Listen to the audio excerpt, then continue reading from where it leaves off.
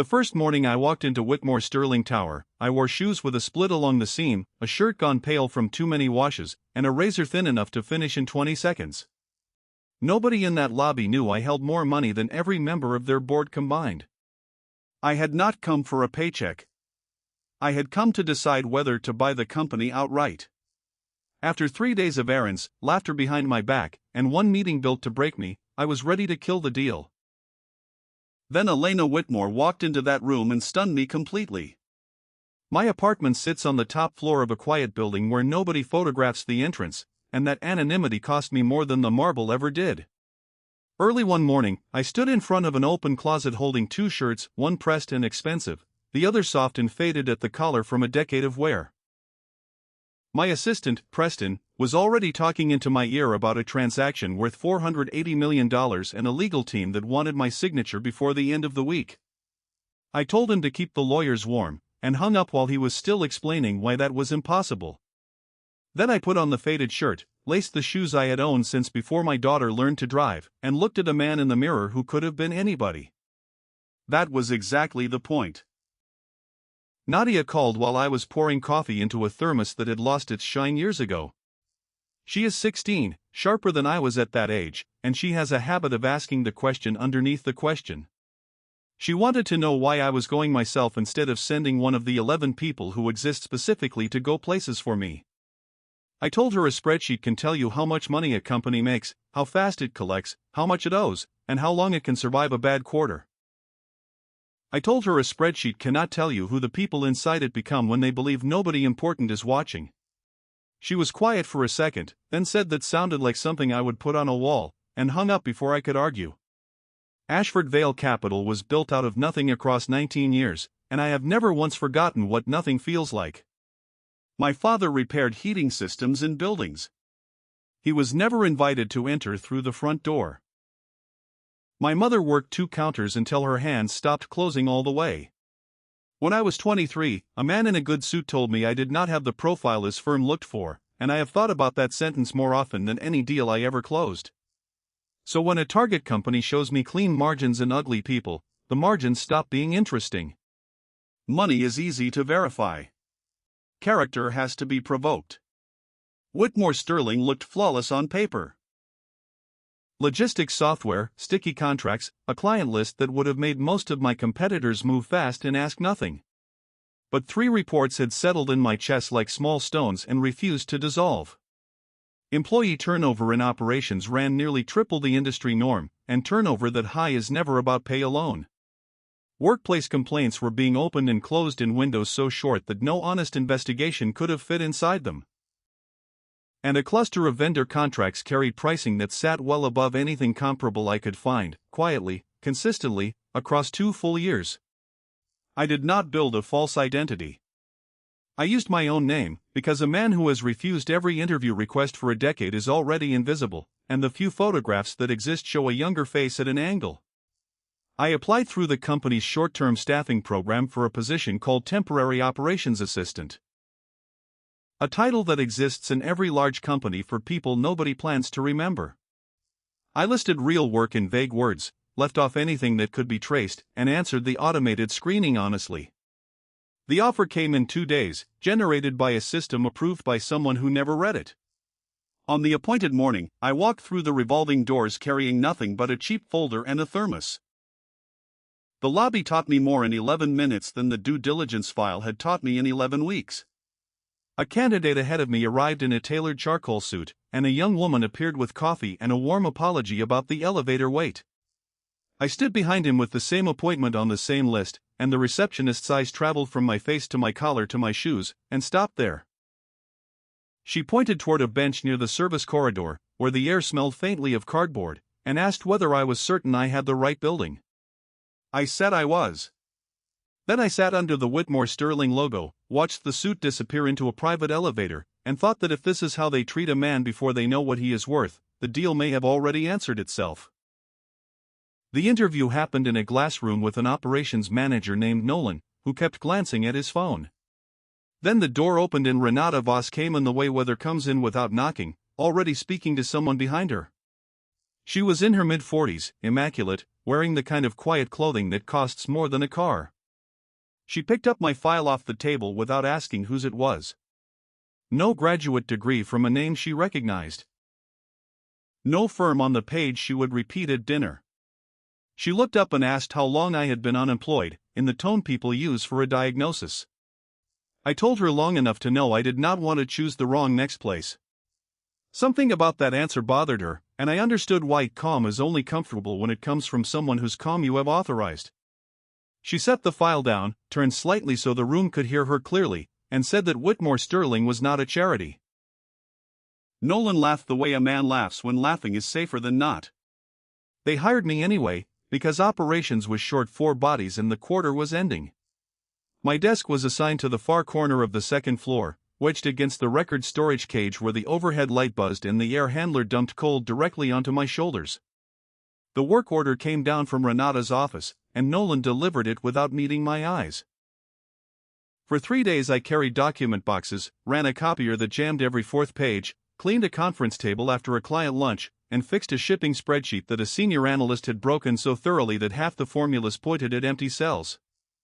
I did every task without complaint, on time, correctly. My compliance convinced Renata that I was weak, and weakness in her world is an invitation. On the second day she sent me to bring coffee for a vendor meeting I was not permitted to attend, and when I set the tray down, she said thank you to the room rather than to me. In the cafeteria, a mid-level manager named Trent made a joke about my shoes loudly enough for 4 tables. Someone else asked whether the pay here covered my rent, and the table waited for me to be embarrassed. I smiled and said I would know by the end of the week. They heard a poor man hedging. I meant that by Friday I would decide whether $480 million of my own money went into this building. There was one exception, and I remember him better than all of them. Walter Higgins had kept the mechanical systems of that tower alive for 19 years, and he moved through the halls like a man who knew which walls were load-bearing in every sense. He found me eating alone near the window with my back to the room, and instead of studying my clothes, he pulled out the chair across from me and sat down. He asked nothing about my history, my salary, or why a man my age was carrying boxes. Then he pushed the second chair out with his foot and said, "Everybody here has to eat. Sit down." I have been in rooms with heads of state who offered me less. By midweek, my phone was heavy with messages from people who bill by the minute. Preston called as I walked toward a train I did not need to take, and asked whether counsel could proceed to final confirmation on the transaction. I stood on the sidewalk and looked up at the glass tower with the company name glowing near the top. I told him not yet. He asked whether there was a problem, in the careful voice he uses when he already suspects the answer. I told him there were too many problems and that I would explain when I had counted them all. I met the chief executive for the first time not long after, and it went worse than I expected in a way I did not see coming. Elena Whitmore came out of the executive elevator surrounded by people who all began walking faster the moment she did. I have watched this phenomenon my entire adult life and it still fascinates me, the way an entire floor can change its personality because one person entered it. I was standing near the elevator bank holding a box of archived shipping manifests and was directly in the path. A vice president told me to move and used the word aside, and I stepped back into the wall. In the shuffle, a folder another executive was carrying slipped and spread across the marble. I set my box down, knelt, gathered the pages, squared the edges out of habit, and held them out. Elena took them from my hands, and for a moment she actually looked at me, which was more than anyone else in that group managed. She asked in a neutral voice whether I was new. Renata answered before I could. 2 words, temporary help, delivered like a diagnosis and a dismissal at once. Those 2 words did something specific to the air. I watched the people around her stop seeing me in real time, the way a photograph loses a face when the focus shifts behind it.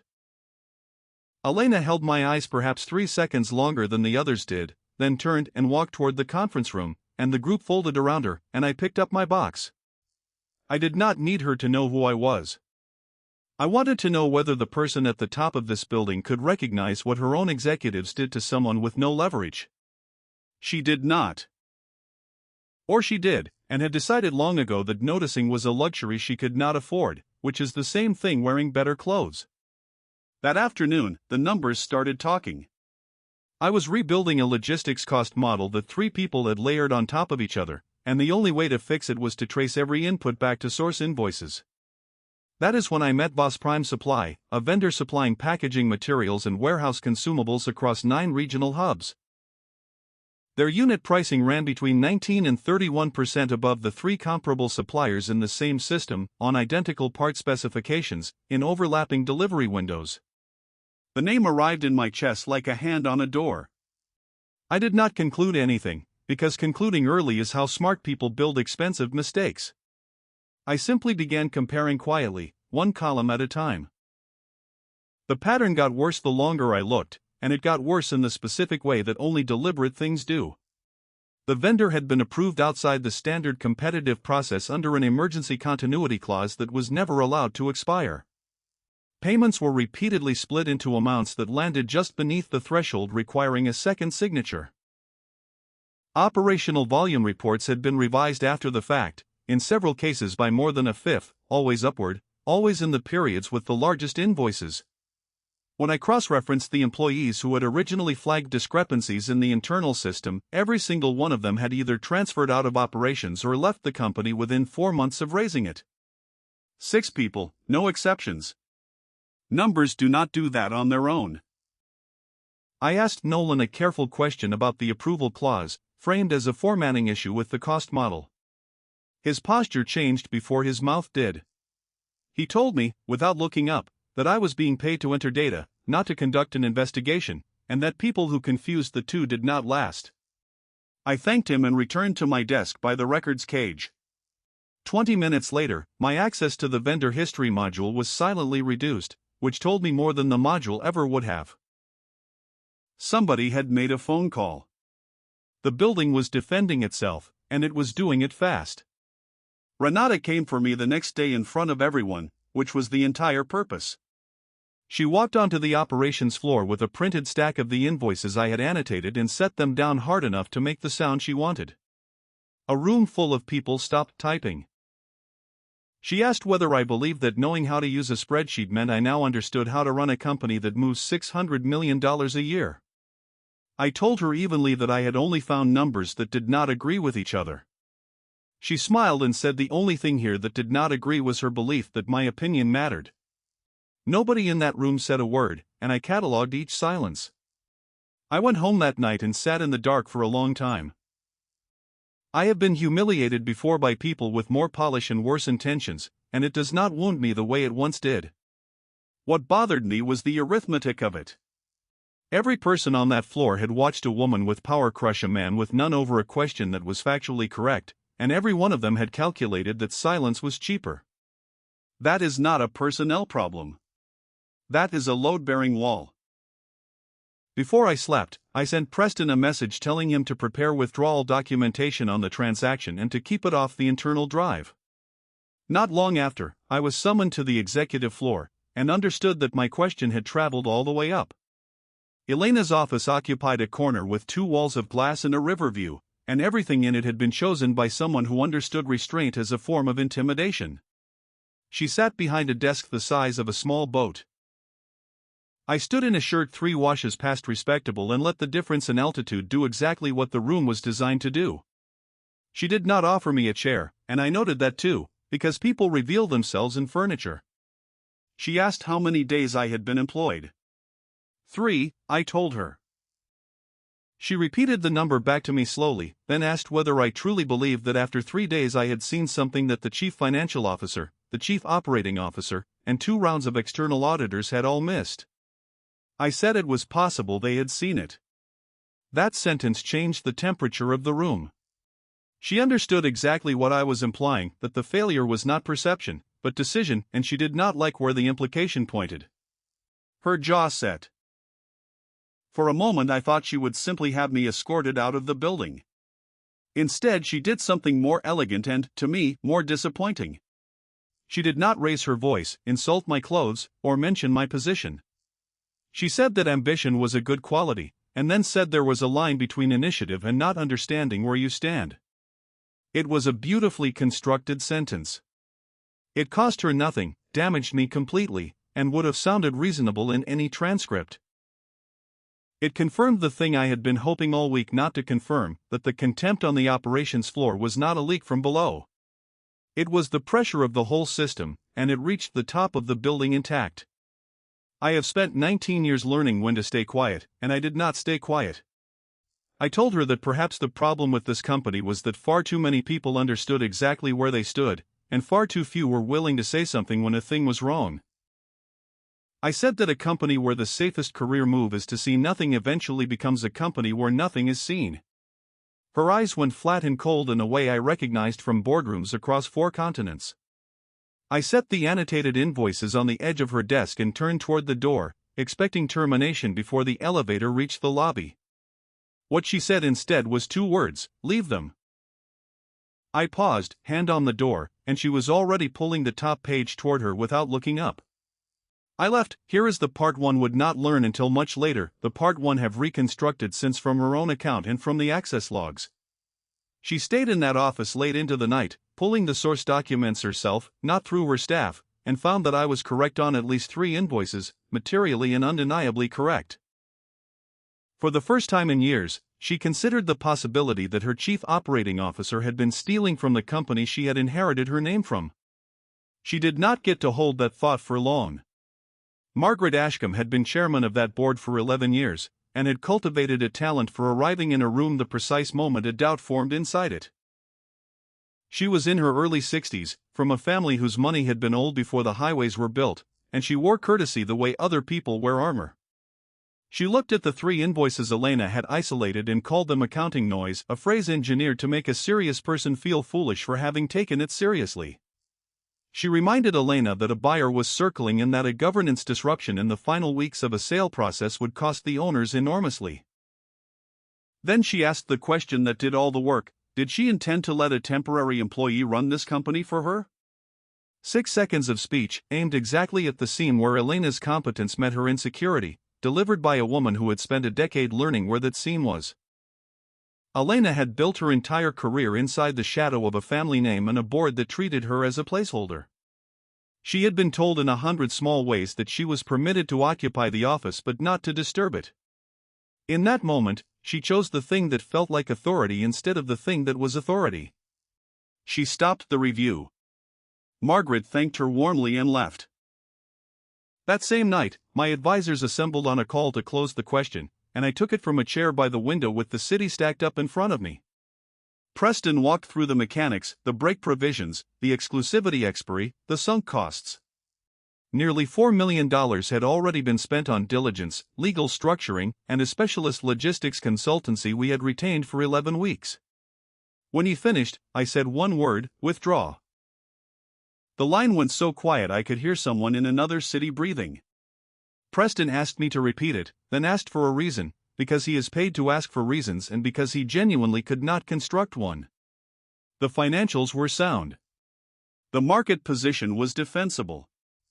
The pricing was, by his estimate, a full turn below what a strategic buyer would pay within 18 months. I told him a company can repair a balance sheet in 2 quarters and repair a distribution network in 4. Then I told him the thing that had been forming in me since the receptionist looked at my shoes: I do not buy a culture that treats human beings as disposable equipment, because that is the one-line item nobody can restate. I intended to be gone by the start of the week. What happened instead began the following afternoon, when Margaret decided that I needed to be handled. She did not know who I was, and there was no reason she should have. She simply understood that a low-cost employee had touched a file that mattered and was still walking around the building, and in her long experience, that situation resolves itself for the price of a few weeks of severance. Renata built the pretext, and she built it lazily, which is what people do when they have never faced a consequence. There was no hacking, no forged credentials, nothing dramatic. I had legitimate access to the vendor history module because the cost model required it, and she simply characterized my having read it as a process violation. They called me into the largest conference room on the top executive floor late in the day, a time chosen so the building empties before the story spreads. The table seated 20. Margaret sat at the head of it. Renata sat at her right, in cream and silver. A woman from Human Resources sat with a folder she never opened. Two directors sat halfway down, looking at the wood grain. Elena sat 4 seats from Margaret with her hands flat on the table. Nobody offered me a chair. I stood at the foot of that table in a shirt that had cost very little in a different decade, and understood immediately that the room had been arranged, not convened. Margaret slid an envelope down the polished surface toward me with 2 fingers. Termination papers, prepared, printed, and dated that morning, which meant the decision preceded the meeting by hours. She asked me pleasantly whether I needed this job. I asked her why she wanted to know.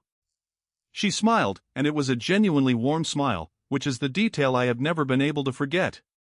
She said that people who need money usually learn when to stop asking questions. Then she laid out the arrangement with the efficiency of someone who has done it many times. I would sign a confidentiality agreement covering everything I had seen, accessed, or discussed during my employment.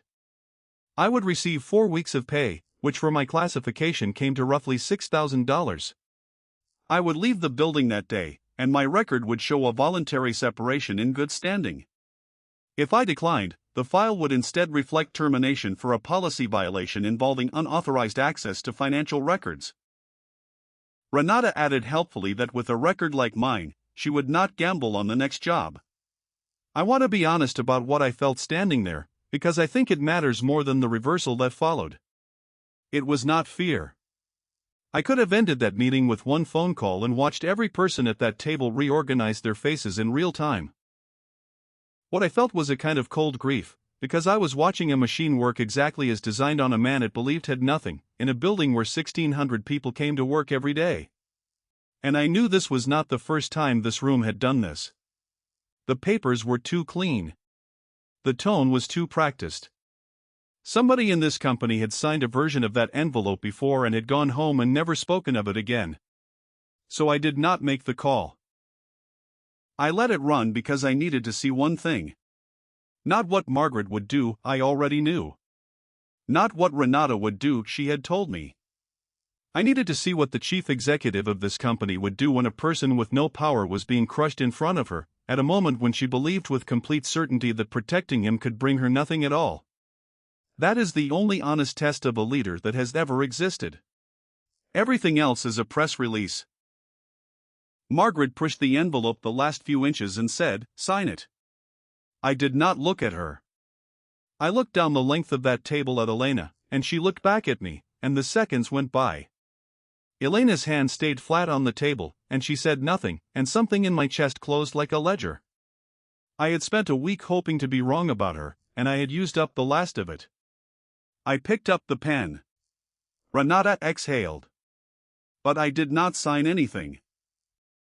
I set the pen down on top of the folded papers, squared it to the edge, the way I had squared her spilled documents in the hallway, and told Margaret that I did not need her money. She laughed, and it was a real laugh, unguarded, almost affectionate. She said that people without money always say that, and she reached across to slide the envelope back toward me one final time. Then Elena said, "No." 1 syllable, not loud. And the room stopped so completely that I could hear the ventilation. Margaret turned her head slowly, the way a person turns when they have not been contradicted in a very long time and have forgotten the mechanics of it.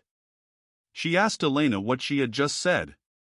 Elena looked at the envelope in front of me, not at Margaret, and said that he was not going to sign it. Renata's mouth opened slightly. Margaret recovered in under 2 seconds, which is why she had survived 4 decades in rooms like that one. She did not shout. She reminded Elena in a voice designed to sound like counsel that the board was meeting soon to approve her contract extension. She reminded her that the retention package tied to the completion of the sale was $8 million, fully vested at closing, and that no chief executive in this company's history had been offered anything remotely comparable. All Elena had to do was let a temporary employee be separated for cause. No investigation, no disclosure to the buyer, no scandal in the final weeks of a transaction, and everything continues. I watched Elena's face while Margaret said it, and I have thought about that expression more than I have thought about any negotiation of my career. She was not calculating. She had already calculated sometime in the night, alone with 3 invoices she had pulled herself. She looked at me standing at the foot of her conference table in my ruined shoes, and I could see her remembering what she had said to me in her office, that there is a line between initiative and not understanding where you stand. She had used that sentence as a weapon, and it had come back and lodged in her own ribs. She understood right then that I had been correct about the invoices and also correct about her. Those are two very different admissions, and the second one is the expensive one. She reached out and pulled the termination papers away from me across the length of that table, and she tore them in half. The sound was small and absolutely enormous. Then she opened the folder in front of her, removed her own and signed retention agreement, and slid it down the table toward the chairman. She said, "Freeze every outstanding payment to Voss Prime Supply, effective immediately." She said, "I want an independent audit of that vendor relationship open today, reporting to the board, not to the chief operating officer." Margaret's courtesy came off like a coat. She told Elena that if she did this, the board had the votes to remove her, and that she would be removed before the audit produced a single page. Elena said, "Then remove me."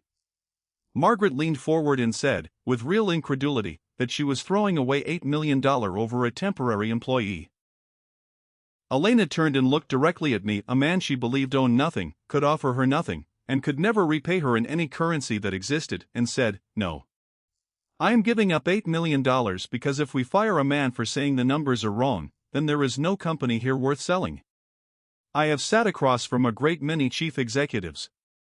I have listened to them speak about integrity into microphones in ballrooms under lighting arranged hours in advance. I have almost never seen one of them put their actual career on the table for a person they believed had nothing to give back. Not a partner, not a client, not a name that would appear in a profile, a temporary worker in a faded shirt who had already been told by her that he did not understand where he stood. That is the thing she could not have faked, and the reason it worked on me. She did not know I was wealthy. She did not know Ashford Vale Capital was the buyer whose diligence team had been in her data room for 11 weeks. She did not know that the man she was defending held the authority to end her career with a text message or preserve it with a sentence. She believed entirely that this decision cost her $8 million and the office she had spent her adult life earning, and that it bought her precisely nothing. And she made it anyway. Value is only ever revealed at the moment of price. My phone vibrated against my leg while Margaret was still speaking. It was Preston. "Withdrawal documents ready, need your signature," the message said, with a link beneath it that would have ended $480 million of intention with one tap. I stood at the foot of that table and looked at a woman arguing with the chairman of her own board over a man she thought was nobody. I deleted the message without opening the link. Then I typed 6 words and sent them: "Do not withdraw. Hold everything." The independent auditors were in the building within days, and forensic accountants work considerably faster than people who have never been audited expect. Within 9 days the picture was assembled, and it was not complicated, because these things almost never are. Renata's brother-in-law held a controlling interest in Voss Prime Supply through a holding company registered in another state.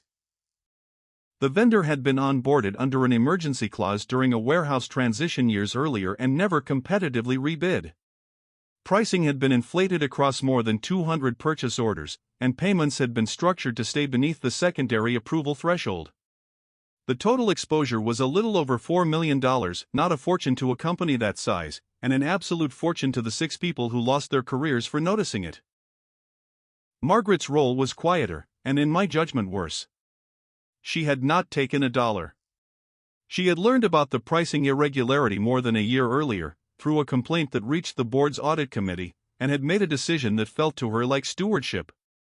She deferred the review, kept it off the formal agenda, and pushed to accelerate the sale process on the theory that a clean transaction at a strong valuation served the investors better than a public governance failure. She was not a criminal. She was something that does more damage at scale, a person who had decided that the truth was an asset to be timed. She had built, over 11 years, a culture where the cheapest thing an employee could do was look away. She fought, of course. Soon after, she called an emergency session of the board with a single objective: to remove Elena as chief executive before the audit findings were formally delivered, on the stated grounds of unauthorized unilateral action jeopardizing a material transaction. It was a genuinely clever motion.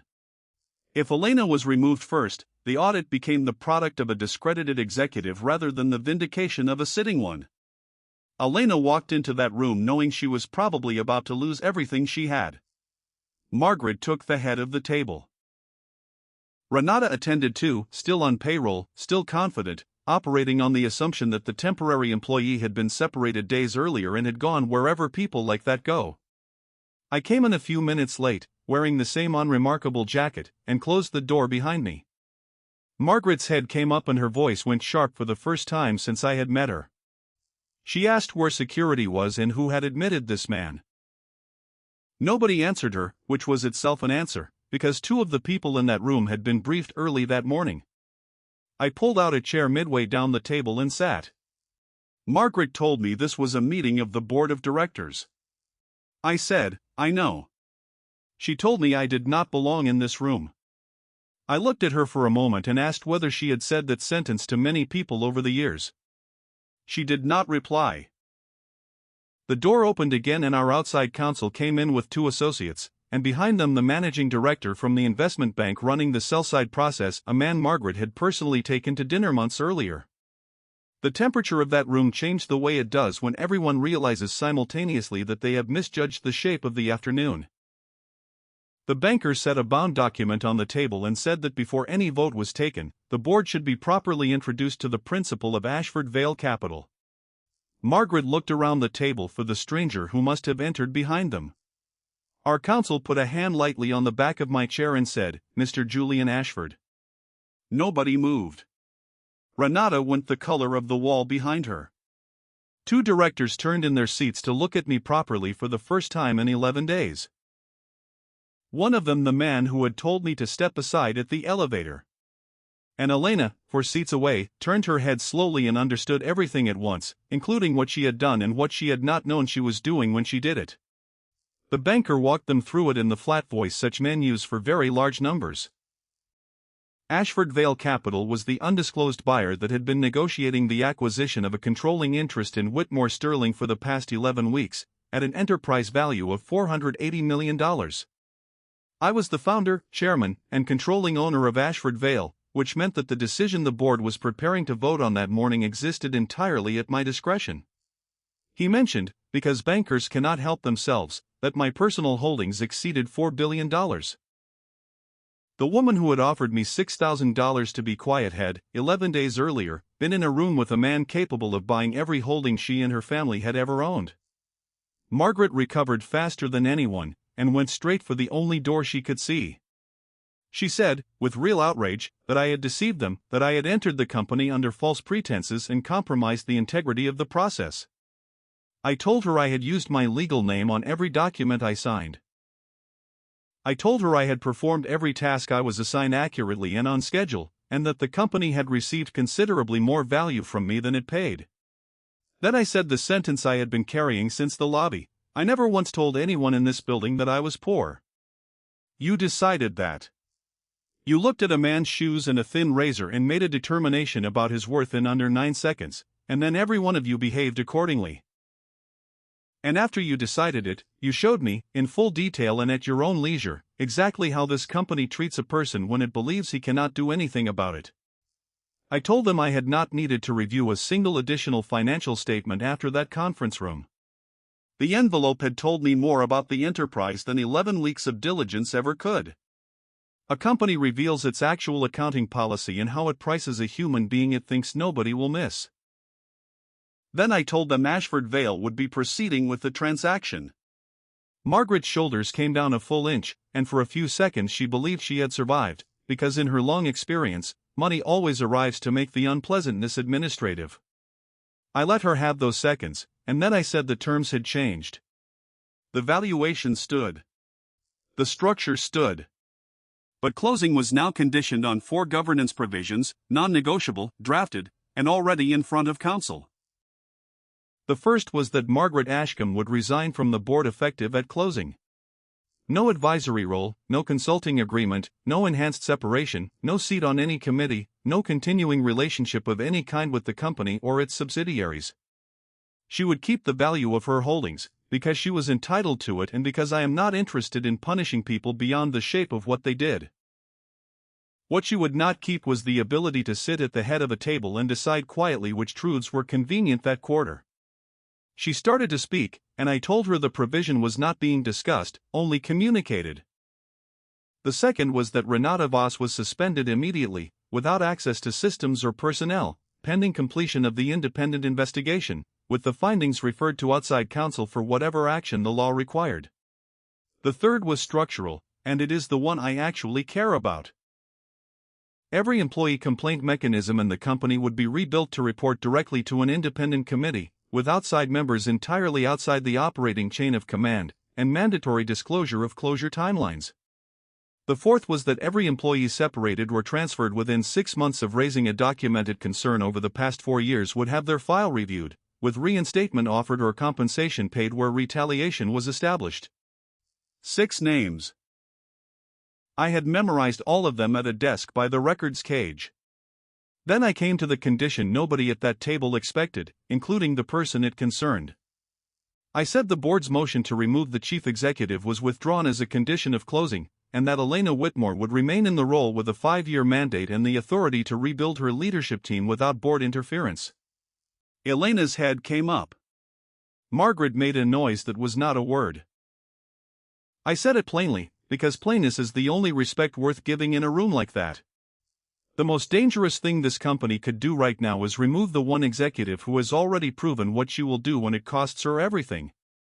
She found me afterward in the corridor, once the room had emptied of people who suddenly had urgent business elsewhere. She stood there for a moment, then asked the honest question, which is rarer than people think. "After the way I treated you on the first day," she said, "why?" I did not soften it for her, because softening it would have insulted us both. I told her the truth, that days earlier I had instructed my advisors to withdraw from the transaction entirely, and that she personally had been a substantial part of that decision. I told her the sentence she used in her office about knowing where you stand was the moment I stopped believing this company was worth $480 million. She took it standing up, and she did not offer a defense, which is the second thing that told me I was right about her. She said only that she had known it was wrong while she was saying it. I told her that I do not invest in people who have never been wrong, because those people do not exist, and the ones who claim to be them are simply better at hiding the file. I invest in people who recognize their error at the exact moment when admitting it costs the most. She had $8 million and a chief executive title on one side of the table, and a man in a cheap shirt on the other. And she had chosen correctly when choosing correctly was pure loss. That is not goodness to a billionaire. That is character in a vacuum, and it is the only version that can be trusted. I did not need any theatrical revenge, and I would not have enjoyed it. Consequence is quieter than revenge, and it lasts considerably longer. On the morning the term sheet was signed, I walked through the lobby with our counsel and the banking team, past the bench near the service corridor where I had been directed to wait on my first day. The receptionist looked up, and I watched her recognize me, and I watched the whole week reassemble itself behind her eyes. I did not say anything clever. I nodded to her the way you nod at someone you have decided not to make an example of, and kept walking. Trent, the manager who had made the joke about my shoes in the cafeteria, stepped forward with his hand already extended and a prepared line about how he had always thought I seemed sharp. I walked past him without breaking stride, and that was the entire punishment, and it was sufficient. The only person I stopped for was Walter, who was pushing his tool cart across the marble toward the freight elevator with a section of copper pipe balanced across the top. I put out my hand, and he looked at it, then looked at the lawyers standing well behind me, then laughed once the way a man laughs at weather. He said, "So you did not actually need that job?" I told him I needed it considerably more than he thought, because without those days, I would have signed a purchase agreement based on a data room and a management presentation, and I would have bought a building full of people who had been taught that the safest thing they could possibly do was see nothing and say less. $480 million, and the only accurate report I received came from a bench near a service door. I called Nadia from the car on the way to the airport, and she picked up on the second ring the way she always does. She asked whether I had bought the company. I told her yes. She asked, in the dry voice she inherited from her mother, whether that meant they had passed my test. I looked out the window at the glass tower with the name near the top, and I thought about the receptionist in Trent and Nolan and the two directors who had studied the wood grain while a man was being paid to disappear. Not all of them, I said. Then I thought about a torn sheet of paper sliding across a conference table. But one of them did the hardest part, and one is enough to build on. The next morning I came in early, before the executive floor filled, and found myself standing near the bench by the service corridor without having decided to walk there. Elena came through the doors and stopped when she saw me. Behind her, 4 members of the senior leadership team came out of the elevator, saw me, and stood up out of the low chairs by the window in a single synchronized motion. Jackets buttoning, spine straightening, the entire choreography I had watched them perform for her days earlier. It was the same room, the same marble, the same logo, and the identical physics running in the opposite direction. I looked at all of them for a moment. "Sit down," I said. Walter came through with his card on his way to the compressor that was finally, after 3 budget cycles, getting replaced. "Morning, Walter," I said. He said, "Morning, boss," without slowing, and I told him not to call me that, and he said he would consider it. Elena stood beside me with a cup of coffee she had gotten herself from the machine downstairs, which I noticed and did not mention. She asked what I was looking at. I told her I was looking at a lobby and a bench and a group of very capable people who had just stood up for a man in the same jacket they had walked around a week and a half earlier. "The real test of power," I said, "is not how people treat the man who owns the building. It is how they treat him when they are certain he does not belong inside it." She looked at the bench for a long moment and said nothing, and I did not need her to, because she had already answered that question in the only way that counts, at the only moment it could be answered honestly, in front of a chairman who had every intention of destroying her for it. Behind us the company name sat on the wall in brushed steel, unchanged, the same letters, the same logo I had stared at on my first morning with a cheap folder under my arm. The building was identical in every measurable respect.